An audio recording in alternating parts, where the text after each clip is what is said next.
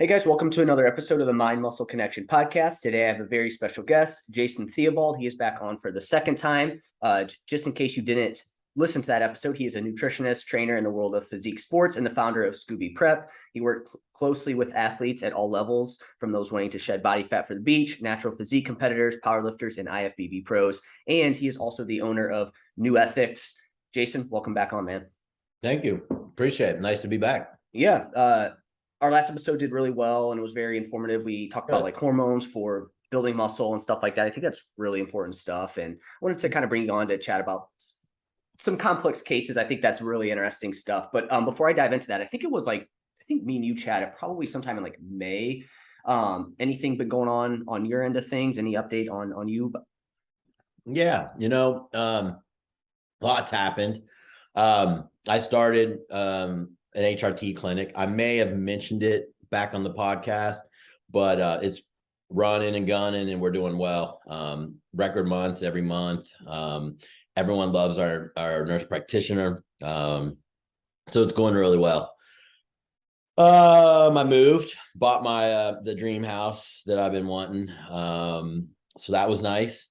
And then we had our NuEthics outing in Nashville, first one, little culture building, invited our ambassadors and sponsored athletes. So that was really neat. And then, just business. I've got a lot going on Scoobyprep, helping a lot of people. I'm getting a ton of functional clients with problems similar to what we're going to talk about today. And I also do my mentorships and I also teach classes. So I'm staying pretty busy. Staying busy, that's good. I think in this field we definitely want to stay busy. So Mm-hmm. where did you end up moving to? Same area? I moved basically like 20 minutes from my other house. Okay. My son's 8 and I have a 17-year-old and their moms are both in the area. So I didn't want to go too far. Gotcha. Cool. What about, so it sounds like business is going well. Anything on like training, nutrition side on your end that I know last time we kind of talked about, you basically were saying you were probably done with competing. I just didn't know if maybe anything changed on that end or anything like that. Nothing's really changed on that right now. I'll be honest with you. I'm kind of more focused on business. And it's very hard to have a focus on trying to go to the Olympia and then also try to have a focus on making all your businesses as good as they can be. It's really difficult. I did it for a bit. And now when I compare my effort I was giving to everything on my business pursuits, when I was doing that, it was less. And now it's much more. So training for me right now is just to kind of keep the muscle I have, stay lean, like the physique that I walk around in and enjoy life. It's about it for right now. Doesn't mean I won't ever go back. If they have a Masters Olympia, I might throw my ring and my hat into some in the ring of some qualifying pro shows and see if I can get in. But for now, no stage. So there's no masters at this moment for that. They talked about it. There's master shows, but you don't really. There's no cash, and you don't. Gotcha. If there's no cash, well, I at least want to be able to, if I win, go to the Olympia. So they don't have it right now. They've been talking about adding it, but then I heard like it'd be in Budapest, and I'm not traveling to Budapest either. So I don't know. We'll see. I don't even freaking know where Budapest is at. It's probably near Russia, but I have no idea. Yeah, that's crazy. So I guess then for you, what does that look like? Is that like training like 3-4 days a week, a little bit more than that, or what's that look like for you? 4 to 5. It depends. Like, if I'm traveling, or like tomorrow, my girlfriend has to get hernia surgery.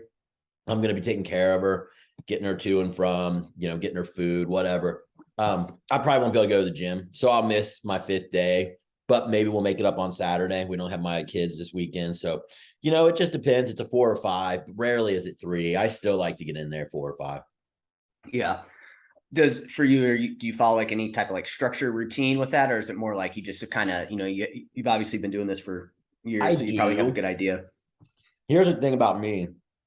I never enjoyed having training programs written for me. I know that sounds funny and I do it for my clients, but I've never enjoyed it. It always felt like work and I don't want the gym to feel like work. And maybe I'd have been a better bodybuilder. Oh, well, I at least enjoyed my time when I'm in the gym. So I do have similar things I do based on the gym I'm at. And then I know kind of where my numbers are and what reps I need to beat or weight if I'm trying to progressively overload. But I'm not that guy that writes down every set, every rep, walks around with a notebook. No, I don't do it. Well, and we may have talked about this last time too, but I feel like for you, kind of what you said your goals were at this point, it's like, it's so freaking, it's tough to, I feel like to lose muscle. So it's like, so long, I feel like is you're at least getting some sort of stimulus going. You don't necessarily have to like be progressively overloading every time and being like super dialed in with everything. Exactly. And that's where I'm at. Some days feel better. Like today I did legs and felt pretty damn good. I hit a few PRs. Now, are they PRs when 10 years ago? Probably not. But I also didn't know how to connect with the muscle as well either, but they're PRs for now. So, I went for it. But some days, I'm not feeling it. And it just, I don't have to do it anymore. I'm not trying to qualify for anything. Well, I'm sure too, you're obviously, none of us are getting any younger too. I'm sure that as you get a little bit older too, it's like, it's probably good to be a little bit more like reactive in terms of like, hey, if I'm not feeling it my best today, I don't necessarily have to freaking push it either. Cause you're just going to risk injury there or, risk an injury. Yep. And I've been pretty, thankful throughout my career. I've never really torn anything, never really had an injury. My knees are now healed. I ran some BPC and TB 500. They were terrible last year. I really shouldn't have competed. My legs were down in size. They're back up. So really my joints and everything feel great. My shoulders feel great. But it's because I listen to my body.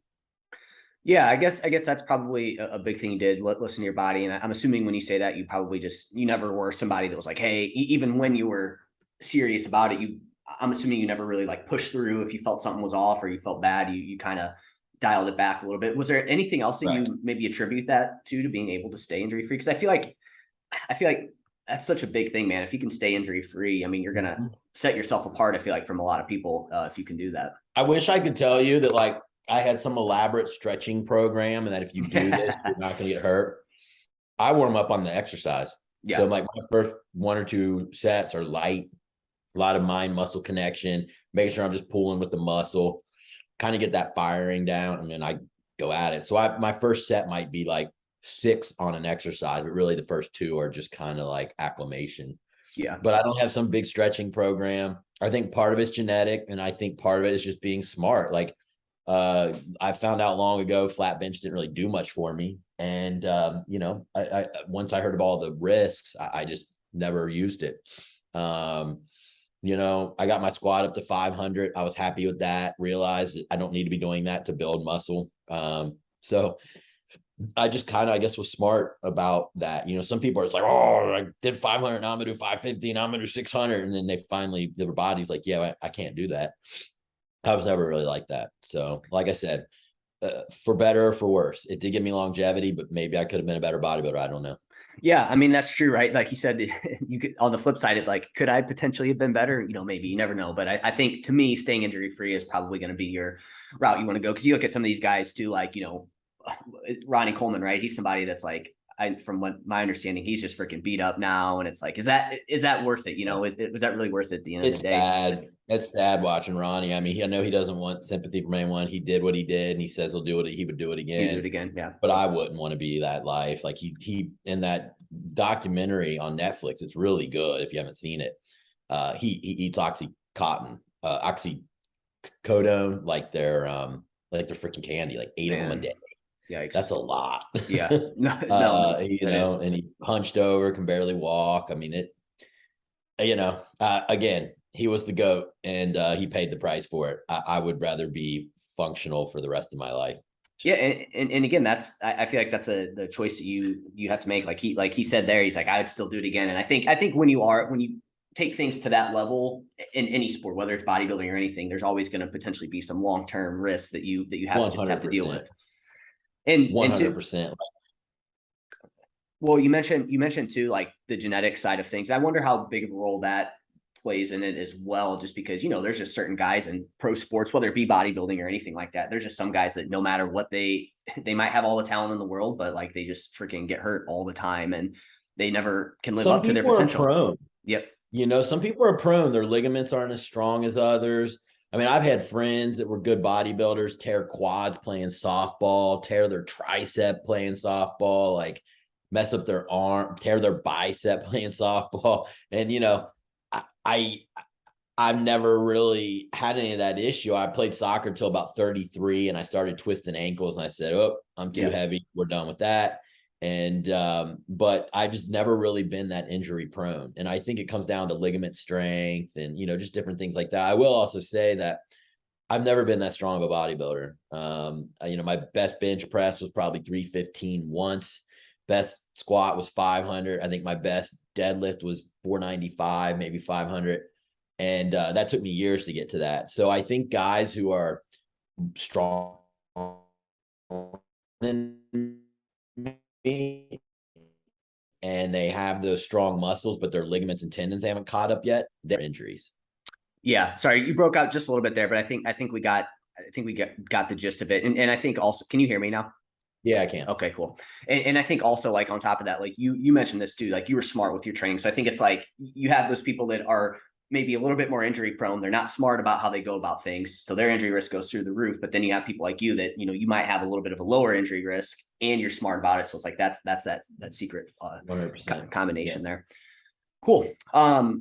So let's dive into the topics I wanted to bring you on for here. I know we were going to talk about some complex cases. I know that you're really into this and you're a great resource here for this. I know then, well, we can kind of tie this in, but I know you have some courses too on this that you specifically teach on this topic in more depth as well. But the first one I wanted to talk about was PCOS. I think this is a big one that I feel like it's pretty common. I feel like you see a lot more people with this issue now, whether that is actually the truth or not, we can talk about that, but I do feel like it's popping up more. So if you don't mind, maybe just start out, like, what is like PCOS?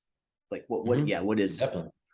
So polycystic ovarian syndrome, it's marked by 3 symptoms that doctors use to diagnose: irregular periods, hyperandrogenism, and cysts on your ovary. If you got 2 of the 3, you get a PCOS diagnosis. Now, that doesn't talk about the cause. You know, there's different causes, and we can get into that. That's just talking about how they diagnose it. You can have cysts on the ovaries. You don't have to have it. I've seen plenty of women who have no issues with the cysts. So that's kind of what it is and how it's diagnosed. Gotcha. So basically there's different things that you have here that show up and you can get diagnosed with it, but like you said, that isn't necessarily the cause of it. There's things going on that are going to cause it. There's a cause, yeah, and you got to look at lab work and dig in and find out what the cause is in order to alleviate that, and then help, you know, maybe functionally with a few nutraceuticals. Got you. And so you said the main things that we're looking at here are irregular periods, cysts, androgen. So like somebody that are high androgens, right? Like I guess testosterone would be a little bit higher. Total test, free test, DHEA, androstenedione, androstenediol. Those, you'll see the last 2 on Dutch. You can have them ran serum, but it's not normal. It's not usual. But any of those are androgens, and any of those can be high, and that's hyperandrogenism. Okay. And so again, like you said, you have to have, they said 2 out of 3, and you're essentially okay. And so what are, I guess then at that point, like what would be some like potential causes there for it? Let's talk about the 4 main ones you're going to see. Yep. I teach this in my class. So the main one's going to be insulin resistant driven PCOS. So you got to look at their labs. Fasted glucose can't tell you the full picture. You got to look at A1C, but even more importantly, you need fasted insulin.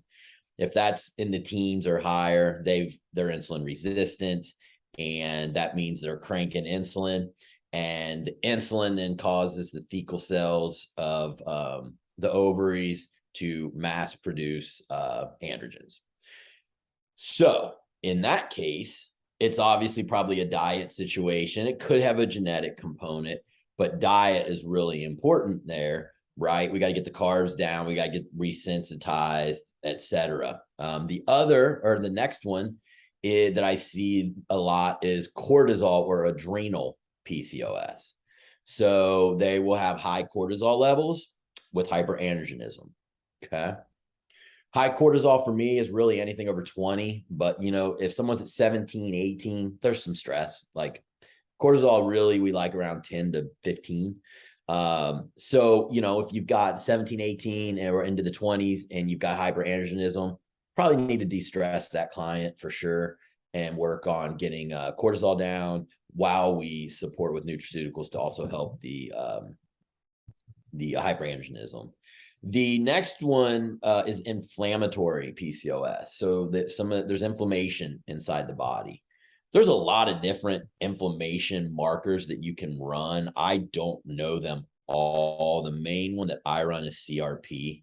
That'll tell you if you have low-grade inflammation going on in the body. LDH will tell you if you have organ inflammation. And so sometimes I see that as well if that was ran with this type of PCOS. And basically the inflammation is driving the same way, and it's causing ovaries to overproduce. So I think that probably what's going on in inflammation type PCOS, when you're inflamed, that causes insulin resistance. So even if you aren't quite there yet, I think there's still that insulin piece where it's probably cranking higher than it should. And that on top of the inflammation brings it about. So, we got to get the body uninflamed. How do I do that? I flush them. I use our Metapure at NuEthics. I use our OptiPure. I put them on a Mediterranean diet. But there's a whole thing that goes into the flush, but that's going to pull inflammation. And honestly, all these cases I flush first because all of it has a piece of inflammation to it. And then the last one that you don't see a whole lot is post-birth control PCOS. And so basically with this one, you need hyperandrogenism, and you don't really see the insulin resistance. You don't see the inflammation. There's nothing that you can really see driving it. And that makes me then ask, but hey, have you been on birth control and when did you stop? If they stopped within the last 3 to 6 months, you're probably dealing with PCOS that's driven by them being on birth control. And what happens is, when you take birth control, you're only getting a little amount of progestin or estrogen. And if you're on one that has both and you pull that out, that negative feedback loop stops. And hopefully you start producing again. Well, sometimes there's a surge, and sometimes it can be testosterone, and that will cause the same type of issues. I probably should have listed symptoms when we defined it. Symptoms, are going to be like hair shedding, acne, oily skin, hirsutism, which is hair like on the belly, irregular periods, no period. I think those are going to be your main symptoms that say, you know what, maybe I need to go down this rabbit hole and check if I have this. Yeah, no, I think that's super helpful to actually, because like you said, it's actually like seeing some of these things and how they show up, I think are super important. Cool. So there's 4 different ones. You said insulin resistance, PCOS, cortisol, adrenal, inflammatory, and sometimes this one you said the less popular is post birth control. That's now correct. I guess popular is not the word to say that on it, but least likely to show up. Yeah. But I guess out of those 3, then that you do see more often, what do you feel like is the most common one? And I think you kind of hit on this. Can they all potentially kind of like play a role in? They kind of all play a role in each other, but really the one that I see the most is insulin resistance. Okay. But what do we know when you have insulin resistance? We know you have inflammation. What came first, chicken or the egg? I don't know. Okay. So I'm going to flush you. I'm going to deal with inflammation, and then I'm going to de-stress you and hit you with Cortis and all those things, get your cortisol down. Maybe some ashwagandha, and put you on, light training and no hit cardio and just walks. Yeah. So. Okay, cool. Yeah, no, that's super helpful. And then you said, so inflammatory. So I guess then my next question for you is like, what would be like kind of some like myths and misconceptions around this topic that you will commonly see? Because again, I feel like this is something that I feel like you just hear a lot, and I'm not sure if I feel like there are some kind of myths around it in terms of like what you can do about it. Yeah. So here's the thing. I've had a lot of clients come to me and say, I have PCOS, and we run their labs and they have no hyperandrogenism. What they have is secondary hypothalamic amenorrhea, meaning their progesterone's low. LH, FSH could be off and low, even estradiol's low, but really they have an issue with the hypothalamus telling the ovaries to produce sex hormones. But if they don't have the hyperandrogenism, it's just amenorrhea. It's not. So what they're doing is they're calling it PCOS when they have irregular periods. And so then women think they have PCOS, and then I'm looking at labs and I'm like, there's no hyperandrogenism. You have secondary hypothalamic amenorrhea, and we kind of deal with that a little differently than we deal with PCOS. I still flush the case. I still rest them more, but there's different functional supplements that you use for that situation. So I see that done a lot. The other misconception on coaches that just don't know this stuff, if they see high testosterone or high, say, free test on someone, they're like, oh, that's great. You're going to build more muscle. That's awesome. Maybe, but generally with PCOS, you have a really hard time losing body fat. So you might be building a little bit more muscle, but you're going to be puffy and feel just like inflamed. So we really don't want to live in that situation like that. That's, the body is being prompted to overproduce. I even see that with HRT. If women get over 100 on their test, as at nanograms per deciliter, they start to get puffy and they won't lose weight either. So you can't just put a woman on a ton of testosterone and think they're going to get the same benefits as a man. A lot of times it doesn't work that way. So, PCOS is hyperandrogenism. It's high. And so, the misconception is that coaches think it's fine or that it's actually good, and it's not. It just gets worse if it's not put in check. So I think those would be like the two biggest misconceptions that I can think of. Oh, third one, you don't have to be heavy to have this. A lot of people think this is a obese, overweight person's disease. Yes. In the general public, we see that's what we see. Any woman that I've ever talked to out in the general public who has it, they are overweight. They don't eat well. But you can have lean PCOS, and meaning you're an athlete and you still have it. I mean, one of my clients who came to me, she's an IFBB pro. I mean, she's in good shape, and she had it. So you don't have to be just an overweight, never going to the gym person. That's not the case. I'm glad you brought that one up, because that is one thing that you'll commonly hear. It's like, oh, it's just because you're like overweight or things like that. Now, I guess with that, then, so typically when you see somebody that is overweight now, is like because of like their, I guess, lifestyle and the things that they're doing, and then they have inflammation from like being overweight, is that kind of the cause there from it, or is that a little bit? So with the overweight population, more than likely the main driver was their poor diet, causing insulin resistance, therefore fueling the ovaries to overproduce. Okay. And then when we switch over to the lean side, we're talking, is that more like cortisol? Or cortisol, yep. They're probably over exercisers, under eaters. And now that cortisol is cranking. Gotcha. Yeah. So, because like you said, I think, so I guess then at that point for that particular person, they are leaner. How is that going to show up in terms of like body composition for them? I mean, they might notice that they put on a little extra body fat, but it's really water.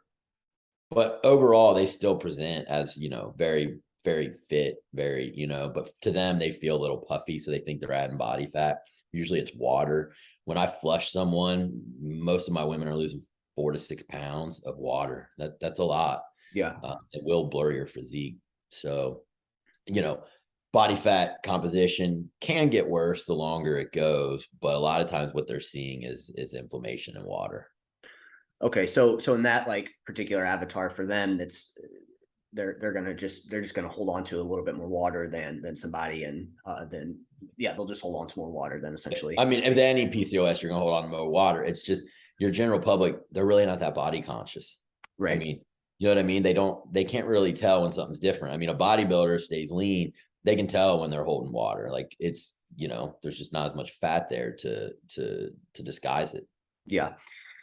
So also on this, I guess I had a good question on this one that I wanted to go back to. Hopefully it comes to me. So I guess for then, let me think about how this question I wanted to ask, because it was on the top of my tip of my tongue here on it. So, okay, this is what it was.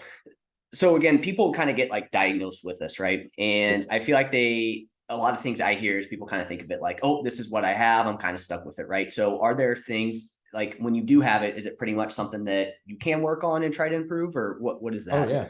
Okay. It's a lifestyle disease. I mean, it's epigenetics, and that's the stress and the pressure that we put on our body causes different genes to express, and they're just coded this way. But I mean, PCOS can become completely dormant with exercise and healthy eating and a few supplements.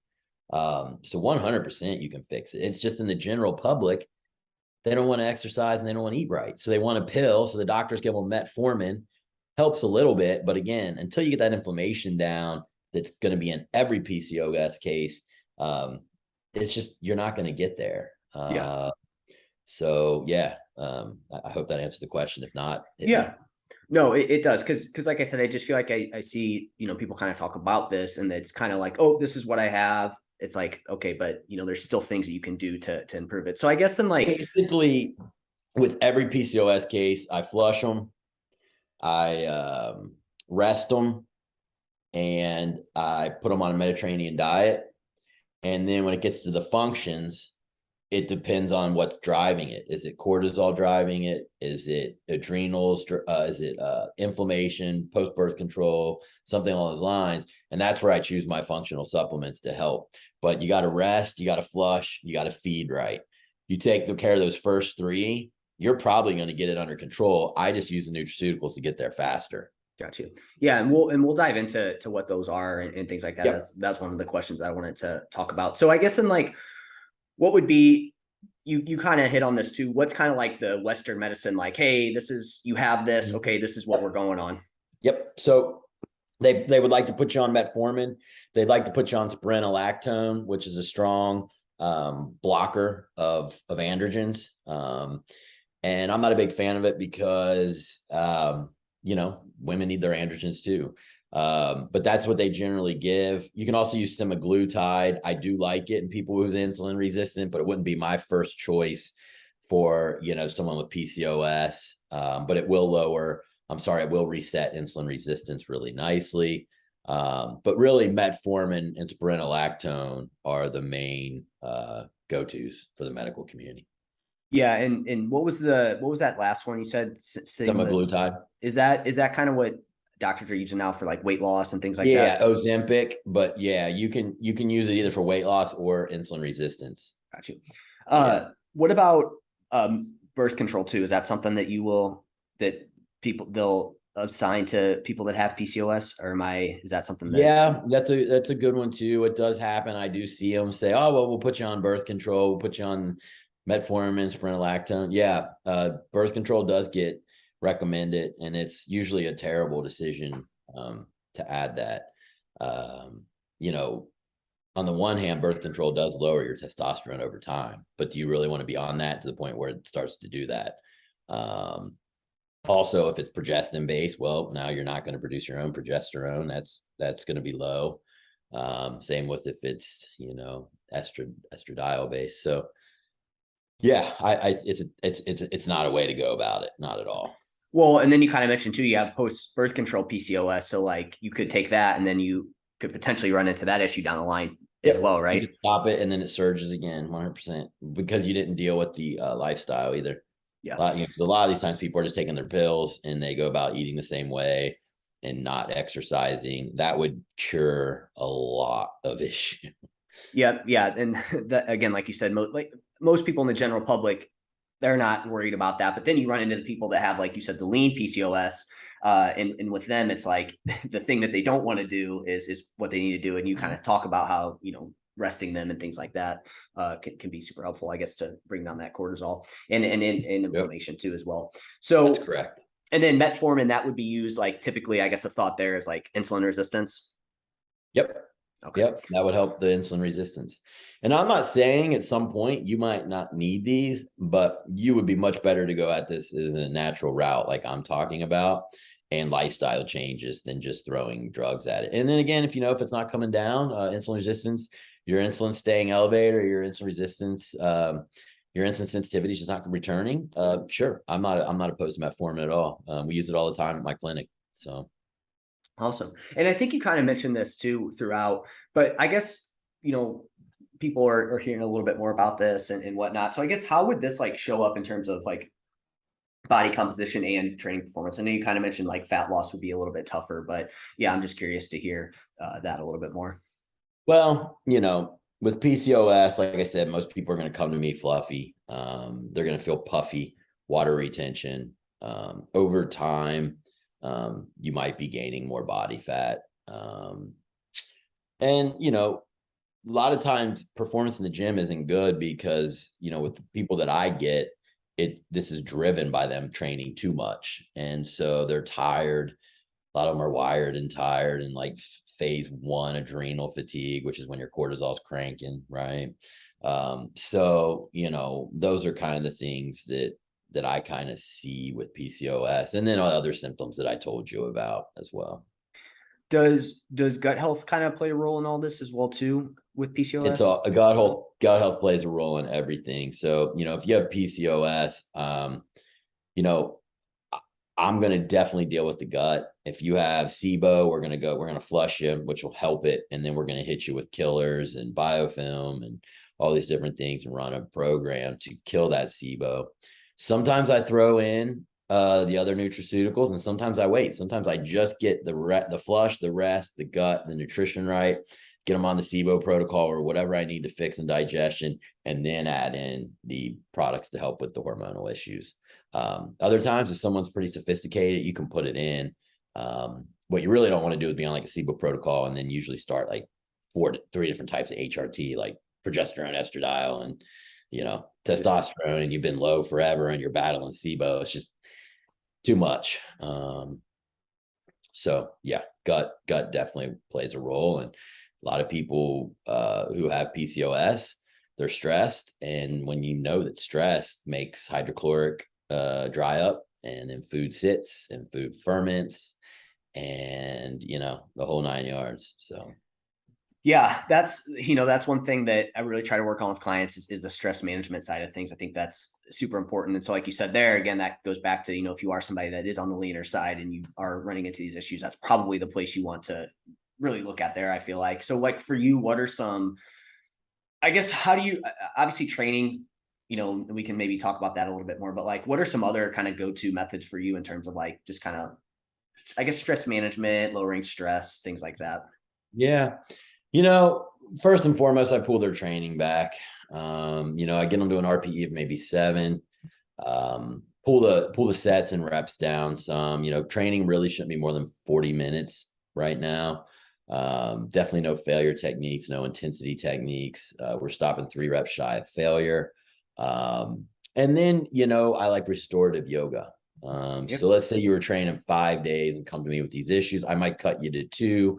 We'll do upper and a lower day. And then I might give you 3 days of restorative yoga. You can do it at home. There's tons of videos on YouTube. If you Google 30-minute restorative yoga, I don't want this to be hot because hot is sympathetic.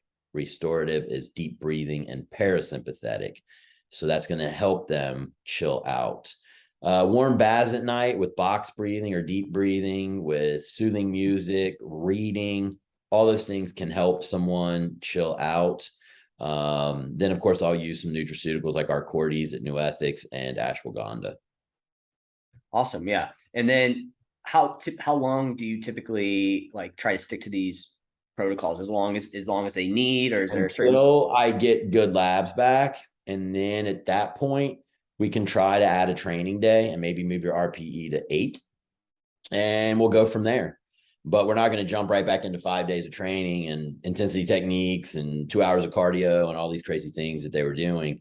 We're going to walk it up. And usually I probably wouldn't have them do more than 4 days per week if they're prone to this. So. And I guess, can somebody expect any like progress like while they're doing this, or is it kind of like, hey, this becomes like the sole focus of just getting this dialed in first, and then we'll go from there? Once you flush, so after the flush, like I said, most of my people lose 4 to 6 pounds.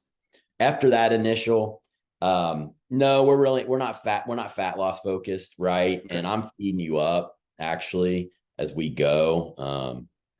I'm supporting the functional issues; those are improving. That's going to allow me to keep 10 carbing to 15 carbing you each week as we go. And I'm going to work to get you up to 2,000 calories. So we're we're definitely not looking to have really a ton of body composition change. But I'll be honest with you, once the androgen starts to come down, we flushed them, we get them eating right, we get them training less. Some of them do put on muscle, some of them look a lot better. So, you know, it's just their body was in such a stress state that it couldn't build muscle. And I think too, when people are in these states, they don't realize that it's like the things that they've been doing to their body at this entire time that's gotten them there, right? Like you said, I think genetics definitely play a role in it for sure, but it's like a lot of the things that you are doing are the reason you're in the spot. Yeah. Cool. So you'll obviously you'll be bringing up their calories a little bit. You said carbs. You did say you bring up carbs mostly. So I guess that's more in like the lean side, because you did mention that you would. I think you said more like Mediterranean style diet, which is, you know, like you said, low inflammatory or. Yeah, it's going to have extra virgin olive oil, a lot of omega-3s, flaxseed oil, fish, wild caught, things like that. You know, if someone has insulin resistant PCOS though, I won't work the carbs up. Okay. I got to keep calories fairly real. The best ways I teach in my insulin sensitivity course to get insulin reset is to be in a deficit. So, you know, you can't be in a surplus and think it's gonna get better. So usually if they have that one, the carbs have to stay low longer. Because I think a lot of times people kind of like hear this particular situation and they think that like just throwing in more calories is always going to kind of be like the gameplay here. But like you said, it's like you need to look into it a little bit more, because that might not always be the right play there for it. No.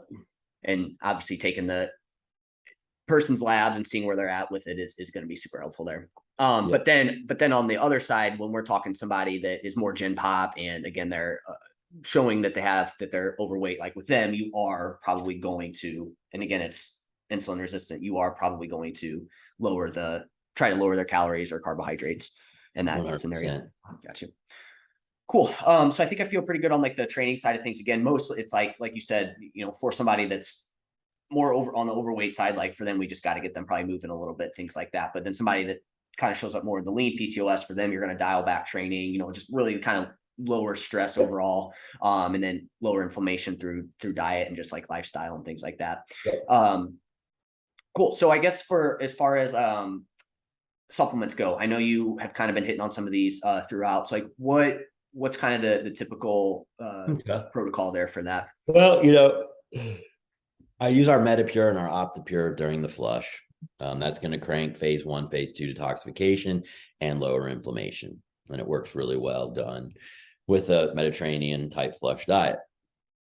And I guess real quick, sorry, Jason, let me stop you there. Flush meaning like, is that like kind of like more, what would it's something that I do for 14 days to get the body detoxed and cleaned out. Helps gut. It's based on a lot of just foods that digest easy, lower protein, so that the gut is just able to move things through. And then we hit it with the Metapure and the Optipure. I do that for 14 days. That sets it up. Then, you know, I'll add program in, let's say we're dealing with high cortisol. I'll use our Cordy's 2 caps 3 times a day. I'll add 250 mg of sensoril ashwagandha with it. Because there's hyperandrogenism, every one of these cases, I'm going to use saw palmetto. That is an alpha 5 reductase inhibitor, meaning that if you are biasing down that pathway of testosterone metabolism, you're making more DHT. So that will cause hair shedding, acne, all those problems. So we're going to block that. And by blocking that, and some of the androgens aren't converting, they'll stay estrogen, and estrogen goes out of the body, out of the liver. And we're cranking the liver with the Metapure and Optipure, and liver is what gets rid of estrogen. So we've got that going. So we got the saw palmetto, we've got the Cordy's, we've got the ashwagandha. And then I use my inositol. 3 to 4 grams, does really good to reset insulin sensitivity. Also helps inflammation. So I use it with every one of the cases, along with saw palmetto. I use it every one. We're talking about inflammatory PCOS. I'm definitely going to leave Metapure in the diet after the flush, because that really helps lower inflammation. And I'm going to boost it up with curcumin. I like Mariva SF brand. It's more bioavailable. And so I use that, maybe 400 milligrams extra a day on top of the Metapure. And then I've still got my saw palmetto and I've still got my myoinositol in there. So insulin resistant PCOS, we're going to definitely use a lower carb diet, still Mediterranean. I use my GDA max. You could use berberine, 500 milligrams up to 2000 a day, but I use our GDA max with NuEthics. Obviously diet, lifestyle plays a part, get them walking. That's all going to help improve insulin sensitivity.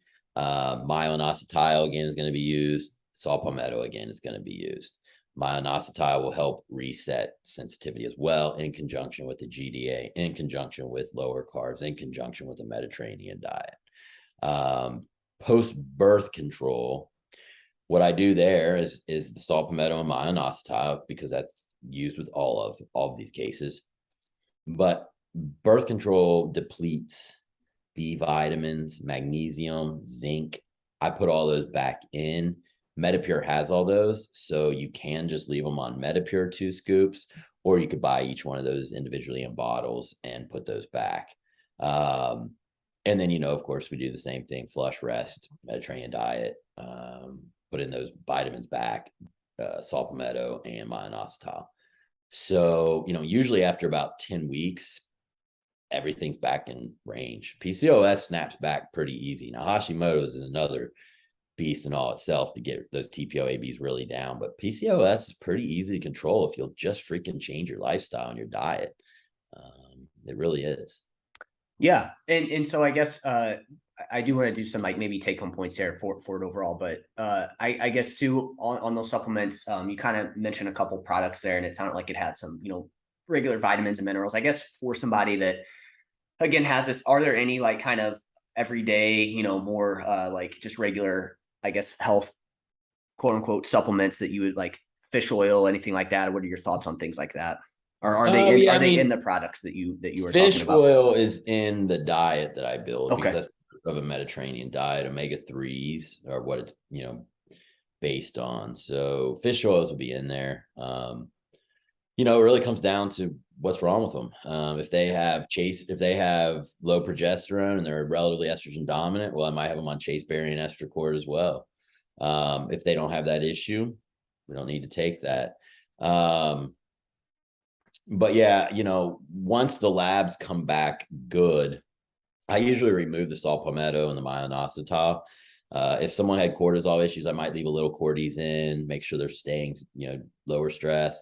I might leave a little curcumin in, but I usually can drop the saw palmetto and the myoinositol for sure, and just kind of keep something in to keep the cause a little bit more at bay. And then I think one of the products you mentioned, was it Metapure? Is that one of the ones you mentioned? And does it have more vitamins and minerals in that? That is a protein powder that is made to be like a medical food. We haven't paid to have it certified, but it is that type of product. And it's got quercetin, curcumin, a slew of vitamins, tons of things for anti-inflammation, NAC. I mean, it's loaded full of things that you need to lower inflammation. So it doubles as both. It's 16 grams of protein per, I think, a scoop, or 45 gram serving. And then, you get all those benefits of the inflammation coming down. So a lot of times I'll do 2 scoops in the flush, and then I'll just leave 1 scoop in after the flush, to kind of still get that inflammation and keep that down. Awesome. Cool. So I guess then for PCOS, then, what would be kind of maybe your just a couple main points that you would, I know you kind of hit on lifestyle's huge and you can, get rid of PCOS. Well, yeah, I guess maybe what would be some main takeaways? Well, here's how I work the case.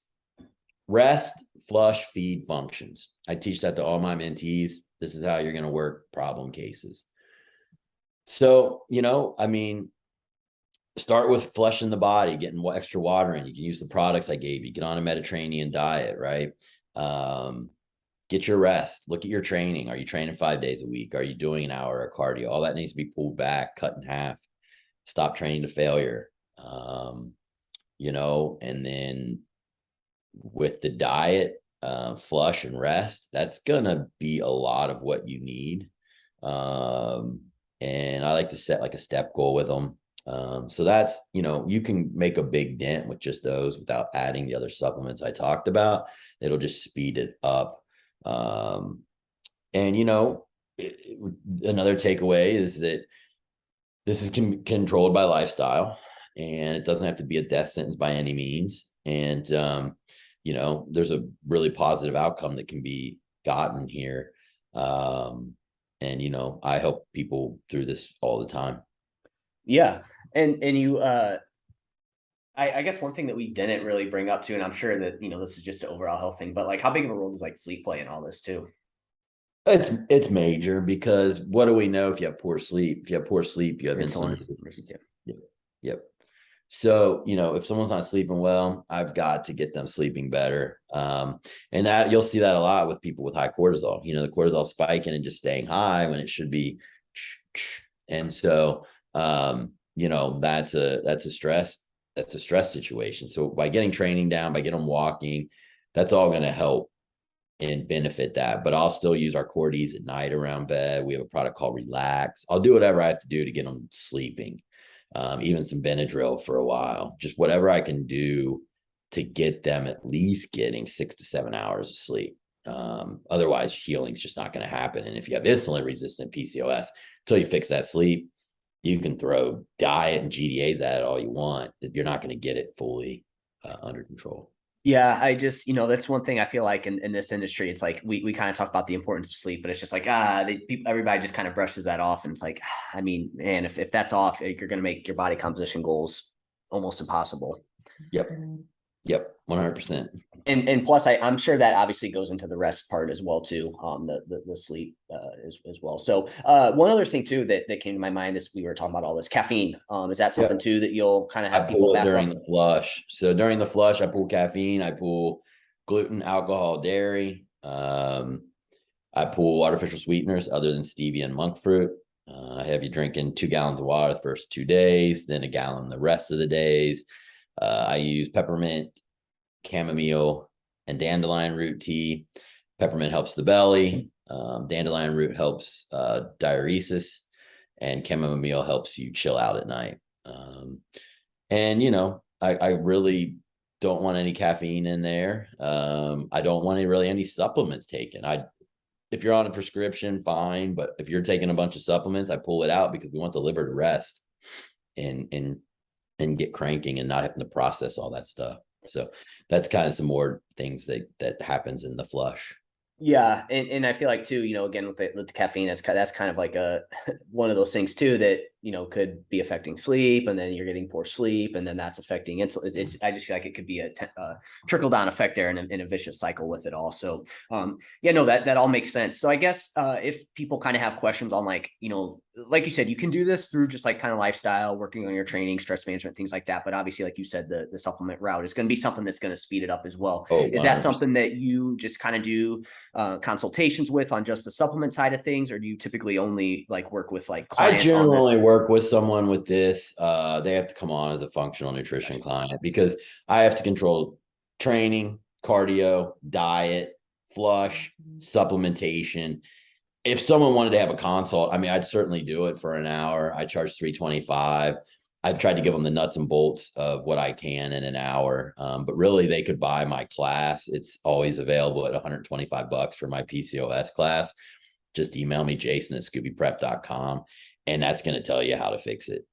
Yeah. And you promote that a lot. So as long as somebody follows you on Instagram, they should see that pop up. Yep. Cool. So real quick before I let you go, I know that I don't know when exactly the date is of this, but I know you guys have a seminar. I don't know, you can say when it is here in a minute, but I know you're going to be talking about the cortisol driven dominant athlete. And I'm sure that we talked about this a little bit in here, but do you maybe just want to give like a brief overview of that and kind of what you'll be talking about and whatnot in that? Yeah. So what he's talking about is the coaching consortium. It's going to be a seminar via Zoom. So you don't have got to fly. You don't got to get a hotel.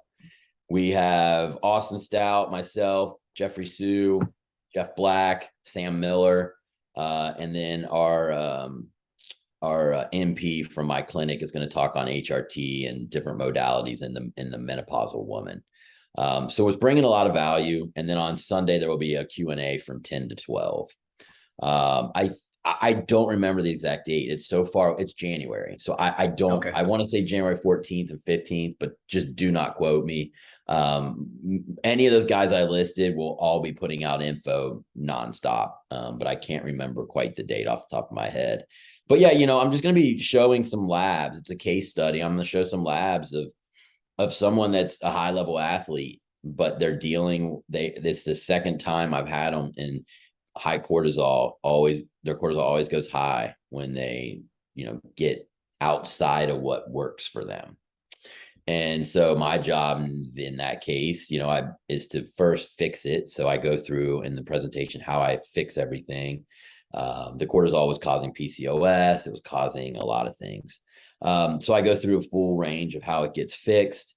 And then I mentioned some things about like, how do you now program this person? What I do is 4 days they can push, and then they got to deload for a week. And so every 5th week is a deload, and they have to do it. I don't care if they're dropping fat like crazy or they're gaining muscle like crazy.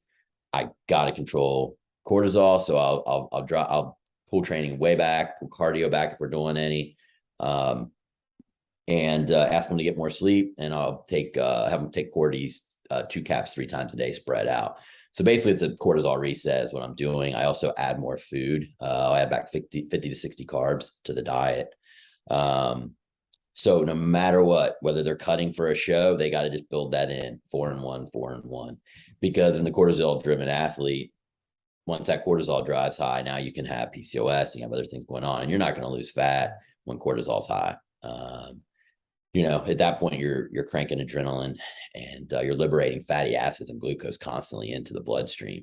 So not only are you have an insulin running high, you can't lose fat in that situation. But when those glucose is always being liberated and you're not using it, you're not running from the tiger, it's gonna basically stop your fat loss.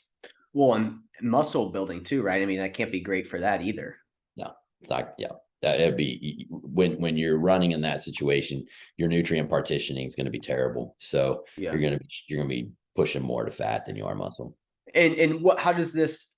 So 2 questions on this. Is this something that you see in, like, I don't want to say like the Gen Pop, but like also like just somebody that's like, again, maybe they're not like a athlete. They just really are into like physique. They just want to look better. Is that something that you will commonly see with those people as well?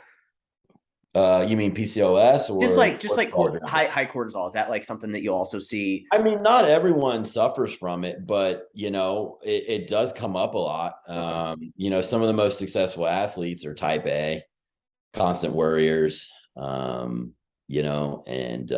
that plays a role. And women seem to be a little more susceptible to it. That type A, add in all the training, you see a lot of high cortisol. And then, if you don't get them early, then you see cortisol tanked. It was high, and now they barely can get out of bed. And then you got to fix that. So, yeah. And you typically, when you do see this show up, is it just from like too much training, not eating enough, just usually it's under eating and training and too much cardio usually. Yeah.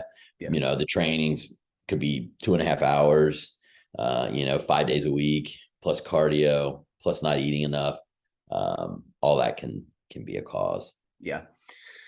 Cool. Well, I know that you had to head out at the top of the hour, so I am going to link the seminar, and then obviously your website. Is there anywhere else where you want to lead people to here after the chat today? So Scoobyprep.com, NuEthics.com, and AdvancedVitalityHRT.com. If you're a coach out there and you need labs, we can get them ran for you. We can get you anything you need. Don't have to deal with doctors. We can get the lab rec out to your client. They can show up to LabCorp. We will email them the results, and you and your client can go over it. They don't have to be a patient or anything. So that's AdvancedVitalityHRT.com, or you can just contact me, Jason, at AdvancedVitalityHRT.com. And if you're a patient, you can do that as well. There's a form to fill out on the site. There's a number you can call to get with our coordinator, or you can email me and I'll facilitate. So any of those ways will work.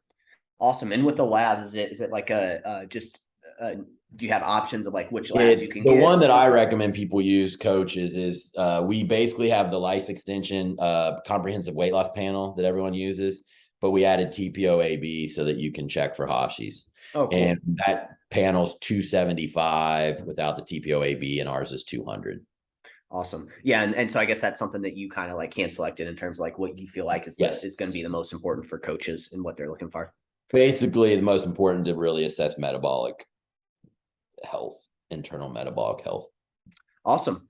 Cool, Jason. Well, really appreciate your time. There's a lot of great information in here. Also, is there a link to the courses, or is that just something that somebody would want to reach out to? Yeah, I always I need to get it on the website, but I don't. I always just post that info on my IG. And if they get on my IG, which is Scoobyprep1_IFBB Pro, they'll see plenty of little places on my feed where I've listed the classes and how to go about getting it. Cool. All right, Jason. Well, again, appreciate your time, man, and we will chat with you soon. Sounds good. See ya.